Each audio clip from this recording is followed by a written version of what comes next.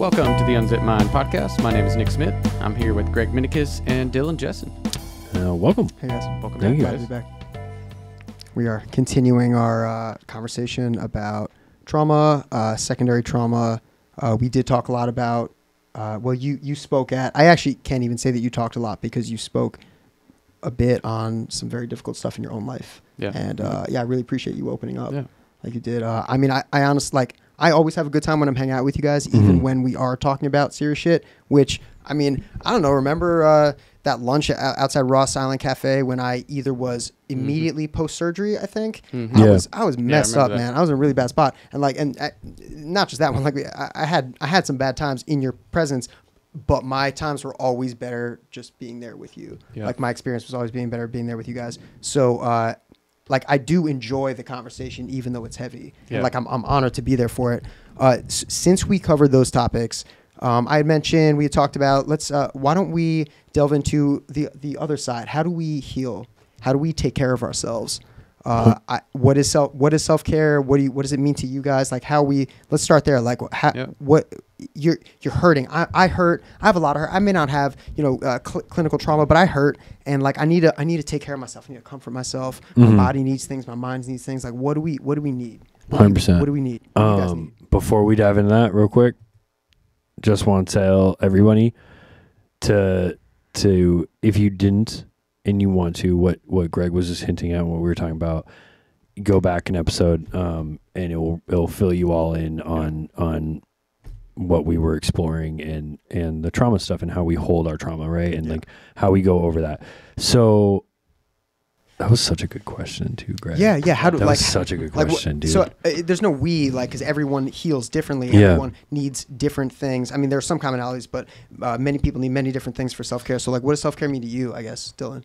I think to be 100% transparent, 100% honest, I am still coming to terms with my relationship with self-care. I'm still coming to an understanding of what self-care to me means. Yeah. And I do, so for right now, right, I need time where I need to slow things down because I do. We were talking about this, right? Where we work, it is busy, right? We are doing a lot of things all at one time.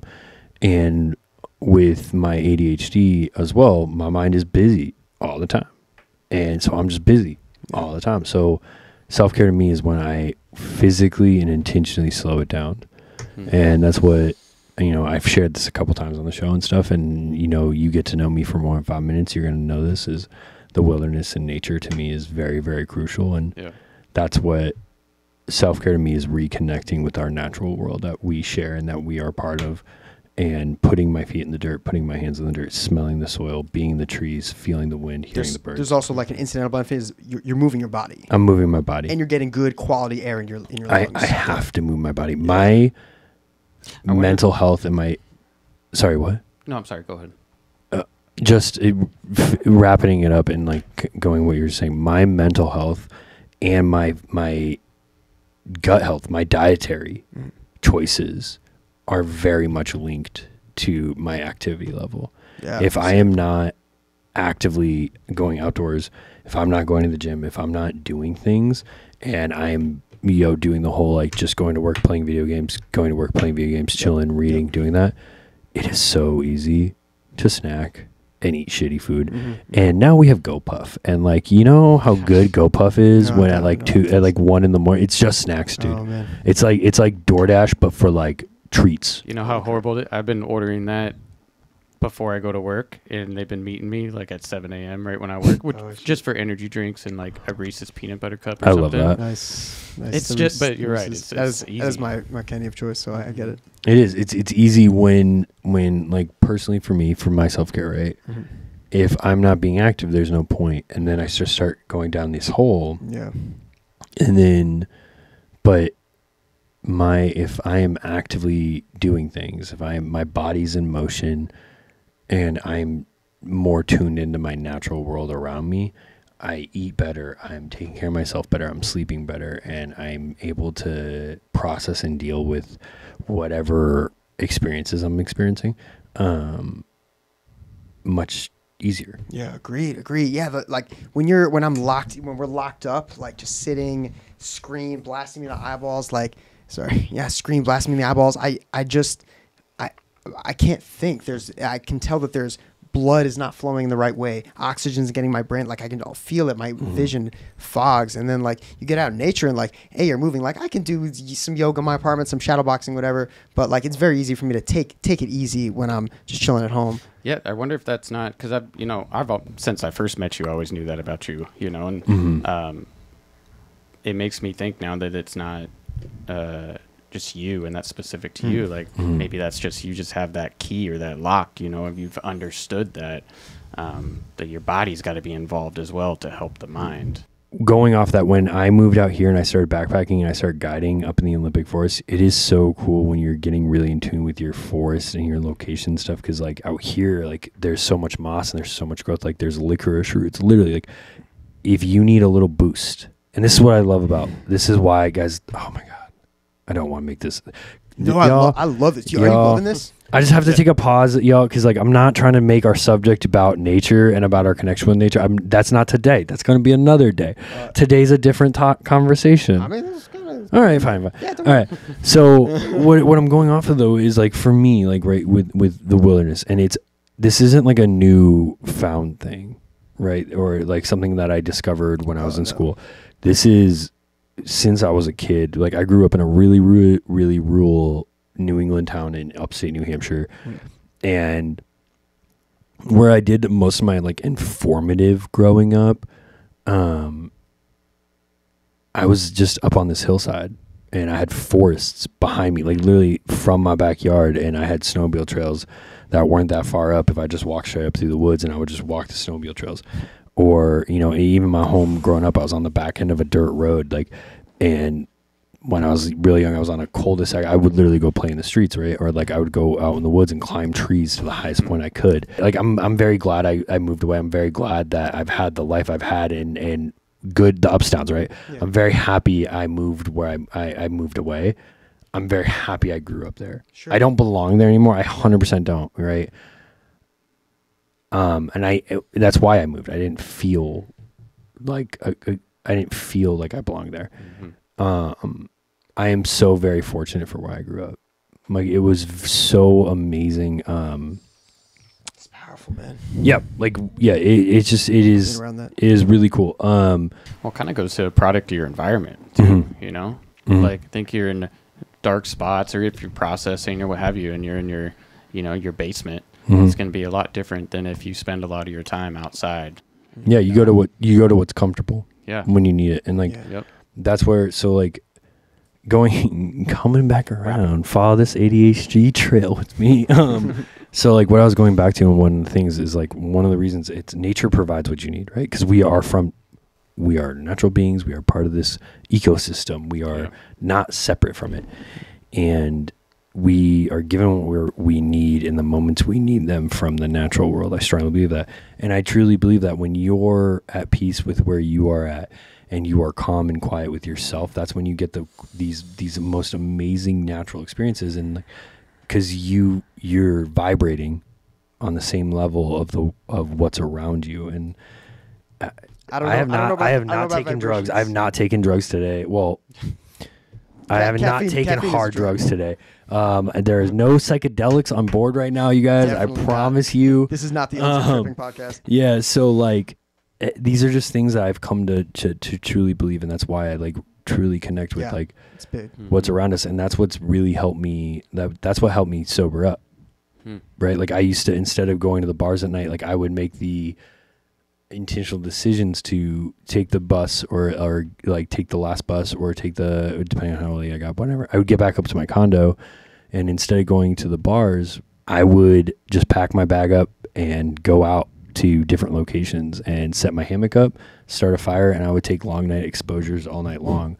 And because the sky is so clear and beautiful, and where I lived, it's Crested Butte in Gunnison, Colorado, and there's not a lot of industry, like big industry. There's not a lot of pollution and light pollution, all this other stuff. So the sky is so clear, and you see the Milky Way just crossing over these Rockies, and because of the mountain ranges and stuff, and how just vast everything is, the storm cells are really isolated. It's not like the East Coast, like, so, my fellow East Coaster here, it's not like where the storms just blanket everything and you're like, oh shit, and it's this huge thunderstorm that's around you all, right? And you don't see any sunlight. These little squalls. It's so weird. Yeah, in Colorado, it's like literally like you can see a storm that's like 40 miles away from you. Not 60 miles away, maybe, who knows? But like 40 miles away from you, it's just like boop, perfect. So I would be taking I would just take exposures of storm cells and stuff, and that's what like really helped me start processing and working through my sobriety, was being in nature and being with my camera and just that is my baseline where I escape is nature. That's some strong healing. That feels like just thinking about being around that. How do we heal, bro? So I think to answer that, Greg, and it's not an answer because I think that's a really hard, because it's individual. Like, how do you heal? It's not cookie cutter. It's everybody, like what you were saying too. It comes down to our experiences, our surroundings, what we grow up with, who we grow up with, what's imprinted on us. Because like somebody who is urban raised and has no relationship with the natural world around them, their parents didn't teach them that. Not a lot of trees, not a lot of public parks. There's no correlation there, and they were never taught to build fires, do all this other stuff. That would be terrifying to take them in the woods and leave them, be like, all right, here you go. This is going to be a really healing experience for you. Yeah. Terrifying. It's just like not fair. Like, people who grow up in like places with no trees, no fresh air, a lot of pollution. Also, these places tend to be food deserts too. And then like, what does that do to your gut health? But where are you going? Well, I'll tell you too. It's hard for me to identify with, just like you said, maybe it doesn't work. Like when I visited the Grand Canyon, I literally looked at it and I was like, oh man, it's pretty cool, but it didn't really like have that huge effect that I thought it was going to have, and even when I, whether I'm outside, like, sure, like going hiking, I have those positive experiences, but it doesn't have that kind of effect. For me, it's the word you mentioned when you first started, which was transparency. And that's just for me. That's just being as transparent as I can. And that vulnerability is something that I've spent most of my life not doing. And so that's kind of where that growth comes from, or understanding. You feel like there has been some growth there, that like recently you've learned to be transparent? Oh, absolutely. It doesn't feel like growth. It sucks. It doesn't feel okay. It feels like pain. Pain. It's pain, and but that's how I'm able to process it, is I've mentioned writing, but also talking and, talking about it, whether it's like even this would in a million years, a couple years ago, like even this conversation here on this podcast or any of the things that I've shared on these episodes, never in a million years would I even go into that depth. But I think that's where a lot of growth and healing comes from, is just being transparent. And especially when you are vulnerable, you know. Well, that's the hardest part. It's the hardest part. The hardest time to be transparent, right? It really resonates because I'm dealing with some stuff in my life right now, and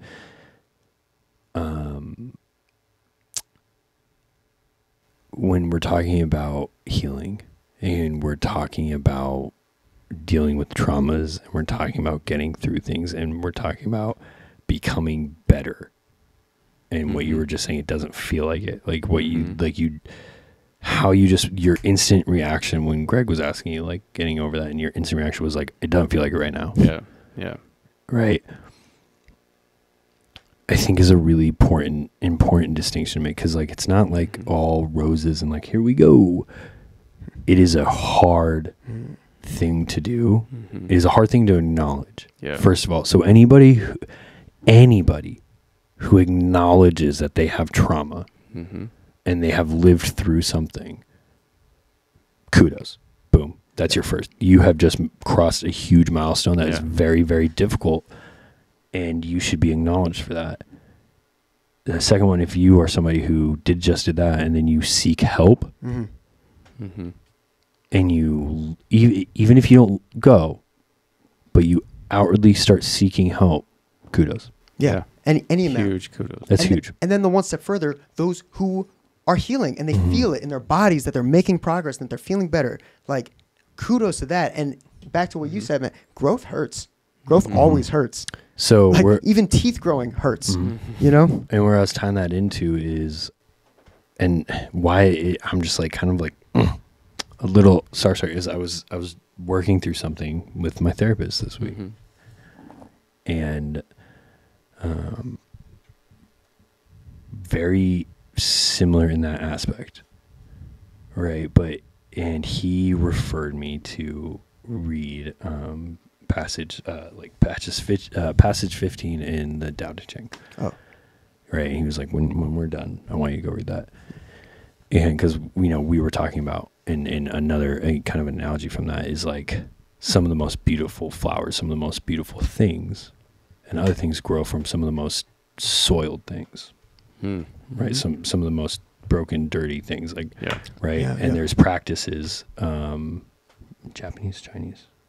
In Taoism, Chinese? No, where like broken vases and then they paint with gold. Oh. And the broken, is that Chinese? Is that That's Japan. That's I in don't know Japan. if they do it in China, but in Japan, I forgot exactly what it's called. That like kind of gold inlay. yeah, where if something breaks, instead of throwing away and doing it, they will repair it with a gold, like they highlight that. it. Yeah, I yeah, like and that. that's the Right. principle of wabi sabi, the sort of Yeah. like perfection in imperfection. The fact that the bowl is damaged and has been like kind of smoothed Not over. to be confused with wasabi. Not to be confused. No. with Wabi-sabi. Yeah. Wabi sabi. Wabi sabi. Yeah, it's Sorry, a I'm principle. trying to I get think it's in like art. Principle in art that like the bowl that's damaged but fixed is more beautiful than the bowl Yeah, that's not yeah. damaged. So and the reason I'm bringing that up is because like speaking about it, I'm not saying everybody needs trauma to be beautiful. That is not what I'm intending here. No, But I'm saying that like for people who are struggling with their images in trauma and how they are exposed or how they feel Yeah. that they're being how they feel that they are being seen. When it's such an enlightening feeling, and it's such a I don't know, it's just so gratifying. But like when you cope and when you deal with it and when you look inward and when you start really going like, all right, this is not going to define me and this isn't going to control me. Like this is something that happened. Like what it's time to get what help. you were It's time to saying, heal, yeah. what Nick was saying previously in our last episode, where you came, Nicholas, and like, correct me, I don't want to speak for you, but like when you were saying, that you had a realization that the trauma is not your fault. It is something that happened to you, right? It's a huge one. The acceptance that's there. I'm so happy for you. Yeah. That's huge. That's a huge realization. And it takes a lot to get there. And when you realize that, and when you get to that point, and when you're like, all right, now it's time to face this trauma, you become, and this is something we were talking about before we were recording, right? And, because we always have these little sessions, right? And you're going to be such a more beautiful, or I shouldn't say more beautiful, but like you are going to be so much more comfortable and more of a beautiful human being and who you want to be when you get over that, when you start repairing yourself. Yeah, no, that definitely makes a person even more beautiful. Like so people are beautiful, humans are beautiful, but like when you have struggled and when you've been hurt and you overcome that, it does, in my opinion, it does add to a person's beauty. I'm not talking about physical attractiveness. Like I'm talking about beauty like as an ideal, as like an artistic and like sort of personal philosophical ideal, like like nobility, all this, like some people are it's your noble. gold line. It's your gold fix. Well, right? So going back to what we were just talking about with pottery, it's that fixing line. Yes.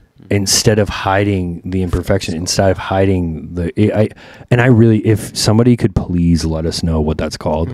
We could look it up in a minute. Yeah. But it's fine. It's not that crucial. Yeah. Yeah.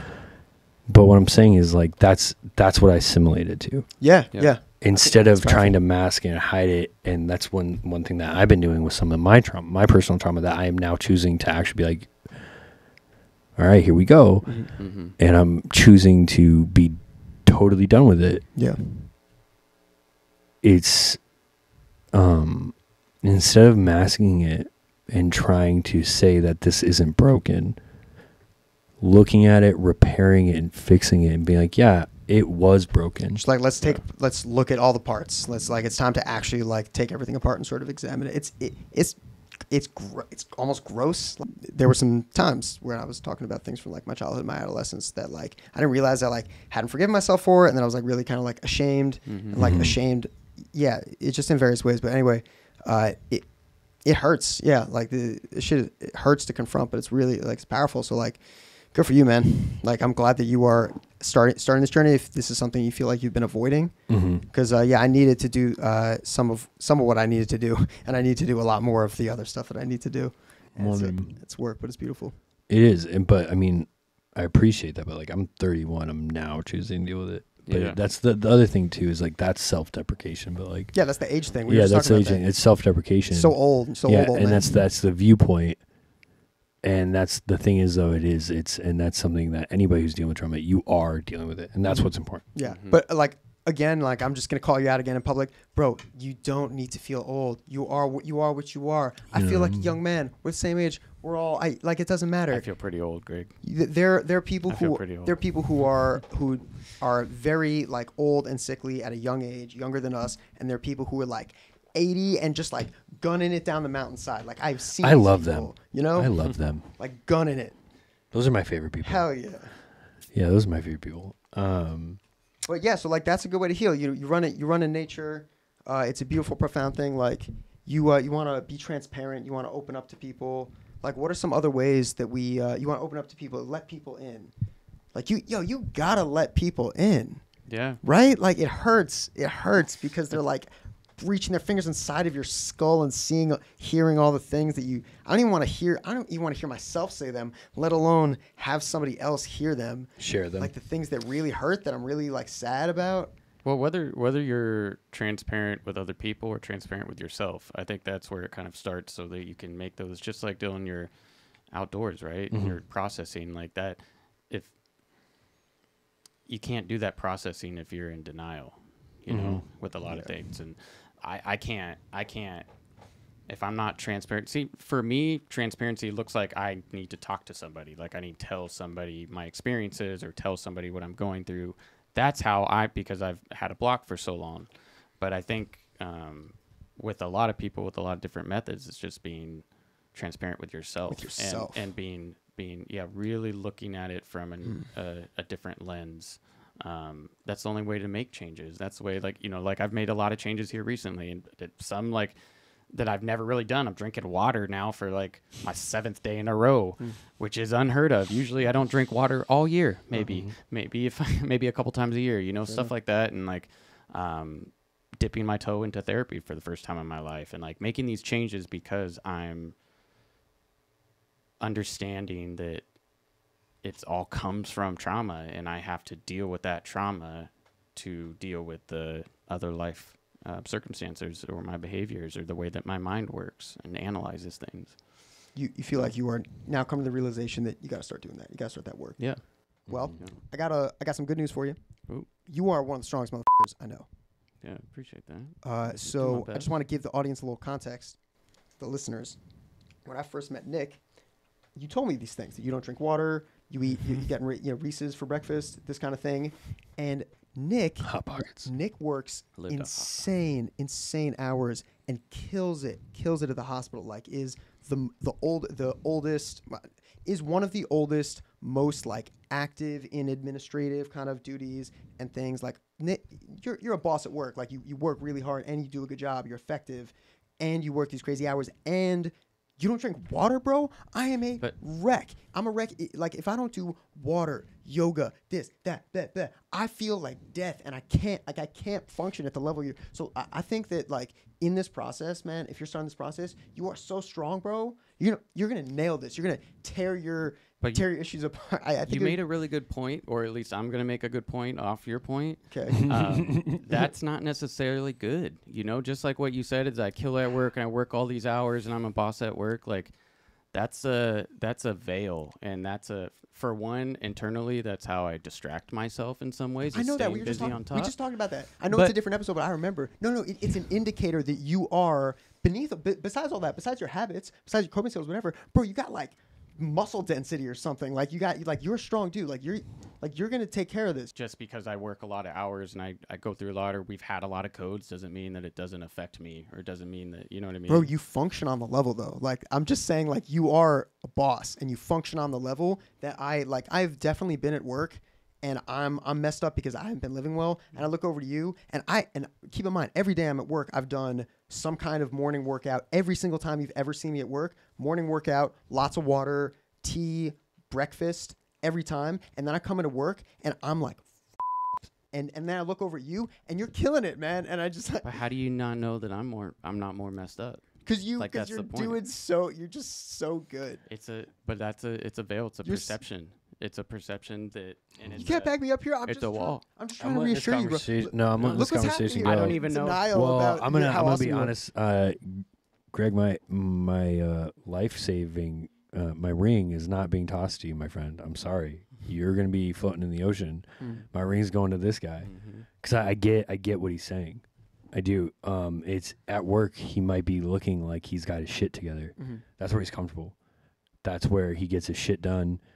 He is pouring himself into the patient's care because it's taking himself out of himself. So he doesn't have to think about what's going on. Bro, I do the same So thing. when he comes home, though, that's when there's the lack of sleep. That's when he's not taking care of himself because he's not eating well. This dude who is handling his business on the unit is not letting his car run in the best way. You cannot work in the environment we work in as well as without taking care of yourself, eating a Hot Pocket and C4s. Yo, I totally acknowledge all this. I'm saying like I have Trying been, to swim. I Trying have, to swim to shore, baby. Yo, this is the shore of praising my friend here. That's fair. I hear you.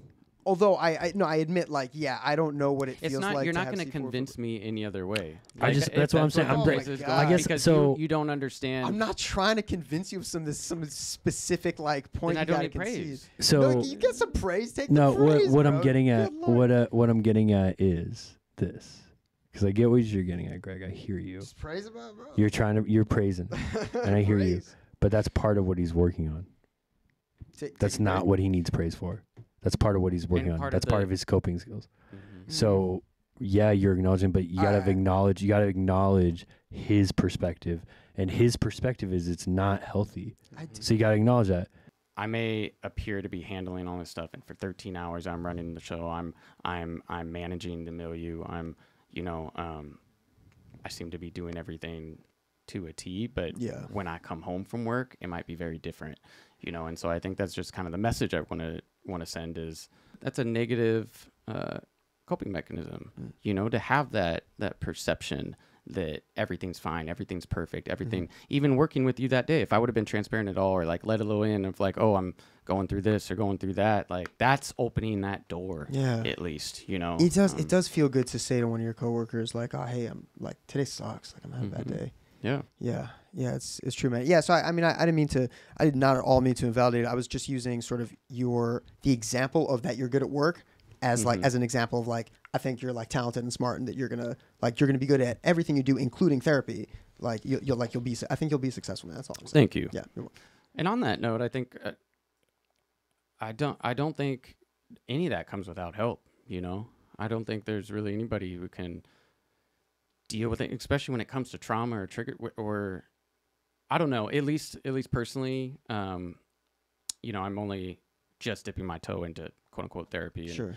just being transparent, but like it sure takes that weight off, and I think that's necessary in a lot of forms to be able to kind of bounce stuff off, whether it's people or whether it's writing or whether it's through your music or through your own processing through outdoors. Yeah. I think that's really important in the process. Yeah, feeling like now that you are starting the process in some whatever baby step you want to take first. It's in the right direction. You just feel like you're headed in the right direction. I'm stoked you're starting that like therapeutic path too, because That's good, man. like one thing that we were talking about last time too, in our previous in like the previous episode is that it's gonna hurt, right? Healing, Growth. dealing with trauma, and facing your trauma and looking inward, right? Hurts. It sucks. Mm-hmm. Again, it's one of the reasons I'm not, I want to just like asterisk, you know, I'm not saying everybody who has trauma becomes an addict. It's not a direct correlation. There's plenty of people who have trauma who do not use substances at all. Yeah. Personally, I did, right? I did because I didn't want to look inside because Yeah. substances take you outside yourself. So it's a distraction from the trauma. But with therapy, it's really, I don't think it's possible to totally face trauma on your own and get over what traumatic, because it's going to hurt.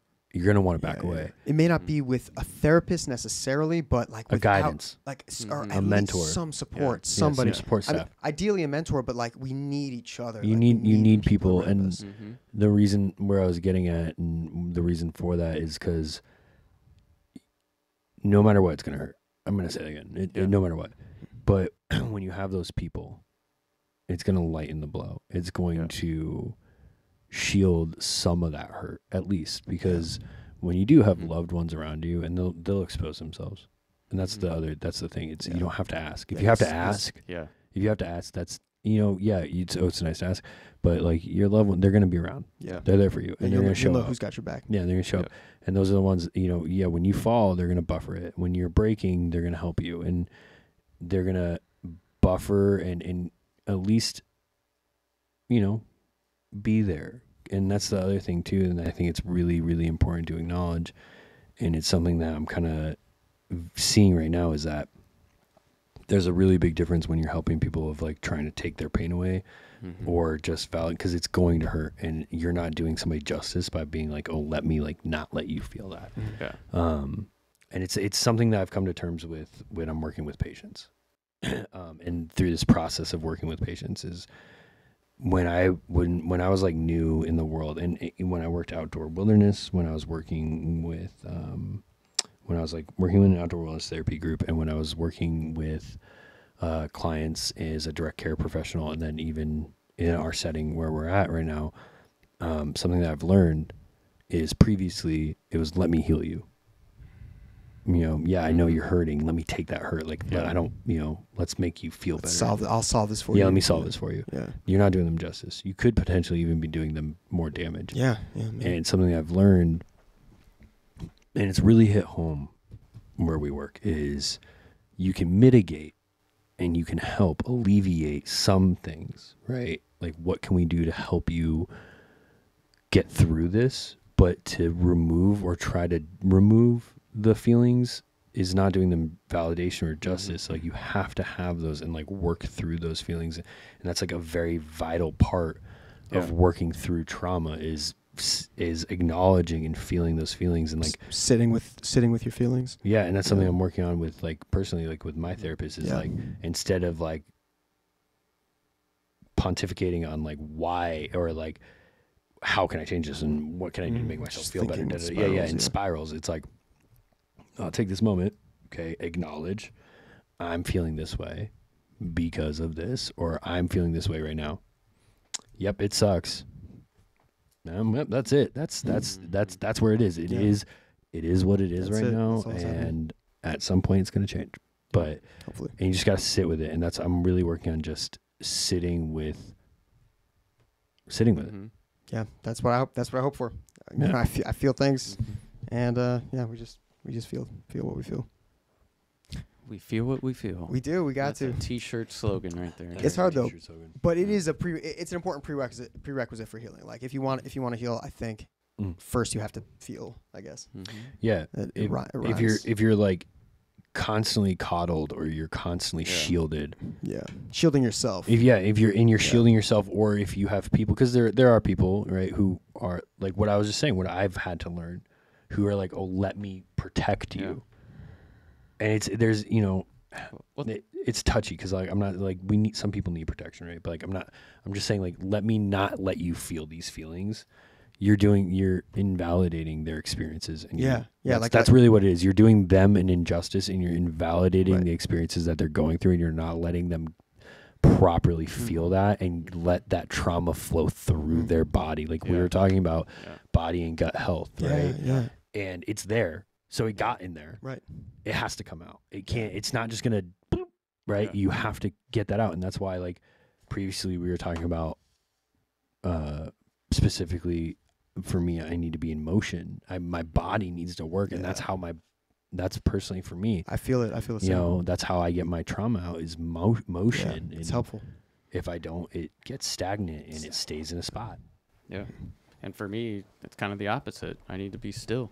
You Yeah. know, that's what I've kind of realized. It's not work so many hours, not have my mind so distracted on other people and, you know, always giving to everybody else and not doing internal and sitting down with my thoughts, with writing.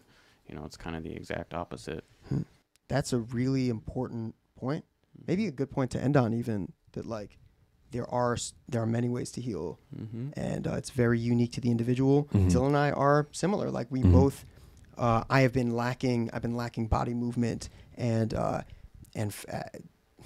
being out and moving. I stay too stagnant. Whereas for you, it's exactly the opposite. You have always been, like, very busy and in motion. Yep. And now you're feeling that it's time to take time for yourself. Yep. And you're really gonna try it. I think you are committed to this, man. This seems like, for both of you, like, we've talked a lot today, this seems like it's we're in a bit of a powerful moment for you. Like, you're in a bit of a powerful moment. Yeah, I mean, I definitely appreciate everybody listening. There wasn't, this wasn't an even very structured episode on, like, you know, specific things I want to talk about, and I did talk about a lot. So did Dylan. We appreciate everybody listening. Yeah, I appreciate everybody. Yeah, it's difficult stuff. We are just 3 people working through our issues together and talking about mental health. Like, mental health the journey to mental health is fraught. Like, there's a lot of obstacles that people face, some more than others. And so yeah, there's difficult stuff, but it's like, it's important to talk about, and, like, we might as well talk about it since we have a mental health podcast, right? Yeah. It affects all of us. Yeah. It does. In one way, shape, or form, it affects all of us. That being said, we really appreciate everybody listening. Yeah, thanks everybody. Being here with us, allowing us this space as well. And we have a space for you guys too. Go on ahead on over to unzipmind.com. You guys can message us directly, get in touch with us. Let us know what your thoughts were on this episode, or what your coping skills are, or something that, like, helps you guys, or whatever. Honestly, just get in touch with us. We like to hear from y'all. And if you guys like what this episode and you like hearing us, you know, like, subscribe, whatever platform you're listening on. It really helps us out. It really helps our show out. It helps us grow. It's going to help us grow this podcast and this platform that we're hoping to. On our website, we got all of our merch. You can see us wearing it a lot of the times. New designs. Soon. We make all of our own stuff. Go ahead on over there. That really helps us out. Yeah, it does. And it helps give back to our show, and it helps us continue doing what we're doing. Yeah. So again, you know, we're all in this together. We're all here together. Yeah, I'm here for you guys. Find your people. Reach out to your people. Hell yeah. If you have a friend that you keep thinking about calling but not calling them, can call them. Yeah. Yeah. For real. They'll appreciate it. Yeah. Just to say hello. You don't know how much it means to them. And you know, again, if y'all are going through anything, go ahead and scroll down to our show notes. We'll have resources down there. We'll have numbers for you to call. Everyone, we're here to listen. We're here for y'all. So, Yep. thank you. Cool. Thank you guys. Thanks, guys.